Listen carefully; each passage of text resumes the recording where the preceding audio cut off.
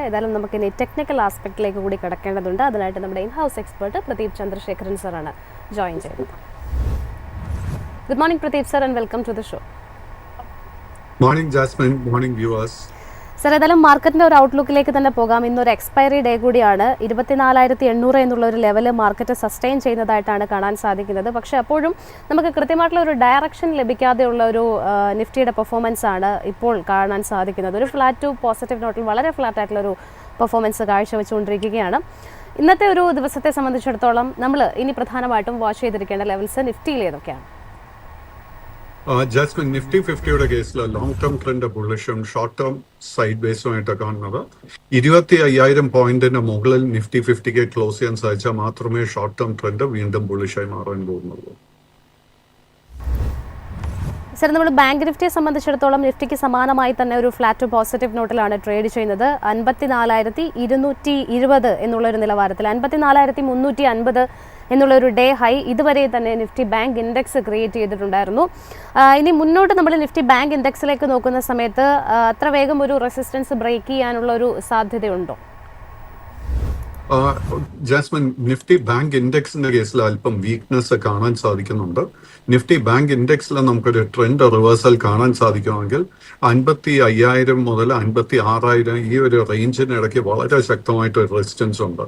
ആ ഒരു റെസിസ്റ്റൻസിന് മുകളിൽ ക്ലോസ് ചെയ്യാൻ സാധിച്ചാൽ മാത്രമേ നമുക്ക് ഷോർട്ട് ടേം ട്രെൻഡ് റിവേഴ്സൽ സ്ഥിരീകരിക്കാൻ സാധിക്കത്തുള്ളൂ.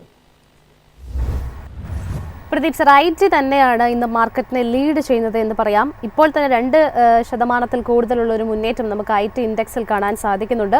IT ഇൻഡെക്സിലെ പ്രധാനപ്പെട്ട സ്റ്റോക്കുകളിൽ തന്നെയാണ് ഒരു മൂവ്മെന്റ് ടോപ്പ് ഗെയിനർ പട്ടികയിൽ ആദ്യ മിനിറ്റിൽ വരുന്നത്.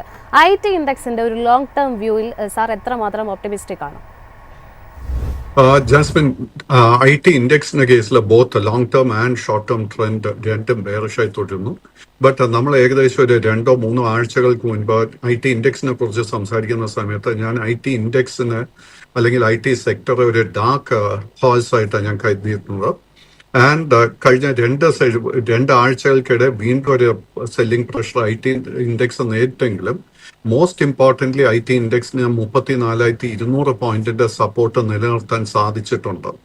At the moment short term trend bearish ആണെങ്കിൽ പോലും നമ്മൾ IT ഇൻഡെക്സിലോട്ടും IT സെക്ടറിലോട്ടും വളരെ ക്ലോസ് ആയിട്ട് വാച്ച് ചെയ്യണം. 36,000 പോയിന്റിന്റെ റെസിസ്റ്റൻസ് IT ഇൻഡെക്സിനെ ബ്രേക്ക് ചെയ്യാൻ സാധിച്ചു കഴിഞ്ഞാൽ ഷോർട്ട് ടേം ട്രെൻഡ് ബുള്ളിഷായി മാറും. എസ്പെഷ്യലി IT ഇൻഡെക്സിൽ ആദ്യം തന്നെ ചോദിക്കാൻ ആഗ്രഹിക്കുന്നത് ഇൻഫോസിസിനെ കുറിച്ചാണ്.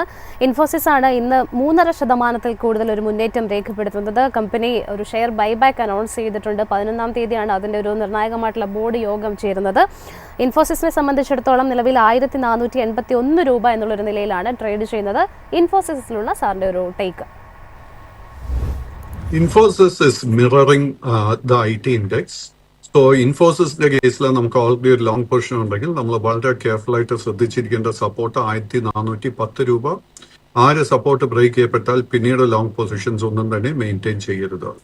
ബട്ട് ഇൻഫോസിസിന്റെ കേസിൽ നമുക്ക് ഷോർട്ട് ടേമിൽ ബുള്ളിഷ്നെസ് കാണണമെങ്കിൽ 1,520 രൂപയുടെ റെസിസ്റ്റൻസ് ബ്രേക്ക് ചെയ്യാൻ വേണ്ടി വെയിറ്റ് ചെയ്യണം.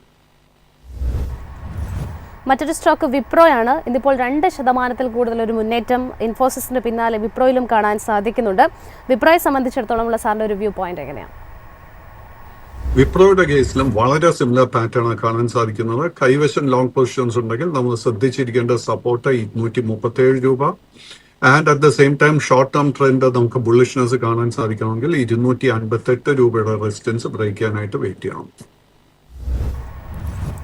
സാർ, ഇന്നിപ്പോൾ എറ്റേണലാണ് ഏറ്റവും അധികം ഇടിവ് രേഖപ്പെടുത്തുന്നത്. 1.24% ഒരു ഇടിവ് തുടക്ക മിനിറ്റിൽ തന്നെ എറ്റേണലിന്റെ സ്റ്റോക്കിൽ നമുക്ക് കാണാൻ സാധിക്കുന്നുണ്ട്. 329 രൂപ എന്നുള്ളൊരു നിലവാരത്തിലാണ് ട്രേഡ് ചെയ്യുന്നത്. ഇന്നത്തെ ഇടിവിനെ ഒരു പ്രോഫിറ്റ് ടേക്കിംഗ് ആയിട്ടാണോ സാർ വിലയിരുത്തുന്നത്? തീർച്ചയായിട്ടും ഇറ്റേണലിന്റെ കേസ് എടുക്കുമ്പോഴേക്കും നമ്മൾ ഒരിക്കലും മറക്കാൻ പാടില്ലാത്തത് കഴിഞ്ഞ ഏപ്രിൽ 7-ാം തീയതി ആയിരുന്നു ഇതിന്റെ മേജർ ബോട്ടം നമുക്ക് കാണാൻ സാധിച്ചത് 195 രൂപയിൽ. അതിനുശേഷം കഴിഞ്ഞ 2-3 മാസങ്ങൾക്കിടെ ഈ സ്റ്റോക്ക് ഒത്തിരി നേട്ടം നൽകിയിട്ടുണ്ട്. ആൻഡ് കഴിഞ്ഞ വെള്ളിയാഴ്ച ആയിരുന്നു ഈ സ്റ്റോക്കിൽ നമുക്ക് ഓൾ ടൈം ഹൈ കാണാൻ സാധിച്ചത് 334 രൂപയിൽ. ആൻഡ് ഇന്നത്തെ ഈ ഒരു ചെറിയ ഇടിവ് it's only A very healthy profit taking. Undertone വളരെ ബുള്ളിഷായി തന്നെ തുടരുന്നു. പ്രദീപ് സർ, റെഡിംഗ്ടണിനെ കുറിച്ചാണ് ചോദിക്കുന്നത്. ലാസ്റ്റ് ഒരു 1 മന്തിലെ പെർഫോമൻസ് നോക്കുന്ന സമയത്ത് വളരെ ഒരു കൺസോളിഡേഷൻ മോഡിൽ തന്നെയാണ് സ്റ്റോക്ക് ഉള്ളത് എന്ന് പറയാം. ഇന്നും ഒരു ഫ്ലാറ്റ് ടു നെഗറ്റീവ് നോട്ടിൽ 241 രൂപ എന്നുള്ള ഒരു റേഞ്ചിലാണ് ട്രേഡ് ചെയ്യുന്നത്.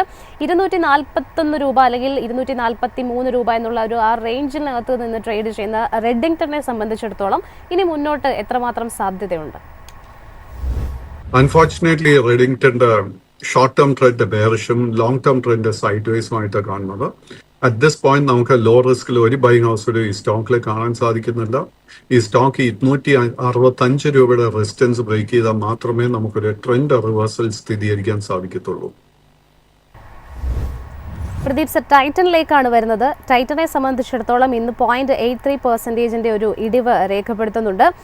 ലാസ്റ്റ് ഒരു സെപ്റ്റംബർ 27-നായിരുന്നു 2024-ലായിരുന്നു 3867 രൂപ എന്നുള്ളൊരു നിലവാരത്തിൽ ടൈറ്റൻ ട്രേഡ് ചെയ്തിട്ടുണ്ടായിരുന്നത്.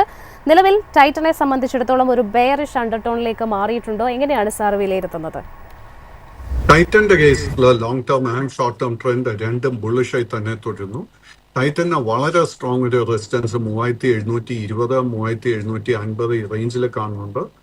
അപ്പോൾ ആ ഒരു റേഞ്ചിലാണ് നമുക്കിപ്പോൾ ഈ കൺസോൾട്ടേഷൻ അല്ലെങ്കിൽ പ്രോഫിറ്റ് ടേക്കിംഗ് കാണാൻ സാധിക്കുന്നത്. കൈവശം ലോങ് പൊസിഷൻസ് ഉണ്ടെങ്കിൽ അത് മെയിൻറ്റെയിൻ ചെയ്യുക.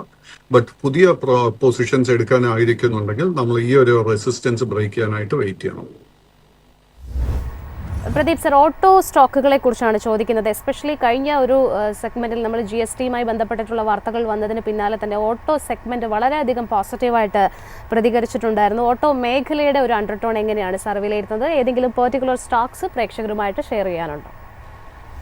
ഓട്ടോ ഇൻഡെക്സിന്റെ കേസിൽ വളരെ സ്ട്രോങ് ബുള്ളിഷ്നെസ് നമുക്ക് കാണാൻ സാധിക്കുന്നത്. കൈവശം ഓട്ടോ സ്റ്റോക്സ് ഉണ്ടെങ്കിൽ നമ്മൾ അത് മെയിൻറ്റെയിൻ ചെയ്യണം. ഓട്ടോ ഇൻഡെക്സിന്റെ കേസിൽ നിലവിലുള്ള all time high around 27,700 points. എൻ്റെ ഒരു എക്സ്പെക്ടേഷൻ താമസിക്കാതെ നമുക്ക് ഓട്ടോ ഇൻഡെക്സിൽ ഒരു പുതിയ ഓൾ ടൈം ഹൈ കാണാൻ സാധിക്കും. സോ ഓട്ടോ സ്റ്റോക്സിലൊക്കെ തന്നെ പ്രോഫിറ്റ് ടേക്കിംഗ് നടക്കുന്ന സമയത്ത് നമ്മൾ കെയർഫുൾ ആയിട്ട് വാച്ച് ചെയ്യണം. കാര്യം അത്തരം സ്റ്റോക്കിലൊക്കെ നമുക്ക് പുതിയ ബൈങ് അവസരങ്ങൾ ലഭിക്കാൻ നല്ല ചാൻസസ് ഉണ്ട്. നമ്മൾ എടുത്തു പറയാനുള്ള ഒരു stock especially for short term is Ola Electric. Ola ഇലക്ട്രിക്കിന്റെ കേസിൽ കഴിഞ്ഞ 2-3 സെഷൻസിൽ പ്രോഫിറ്റ് ടേക്കിംഗ് നടക്കുന്നുണ്ട്. അത് വളരെ ഇമ്പോർട്ടൻ്റ് ആയിട്ട് ഒരു സപ്പോർട്ട് ഏരിയയിലോട്ട് എത്തിച്ചേർന്നിട്ടുമുണ്ട്.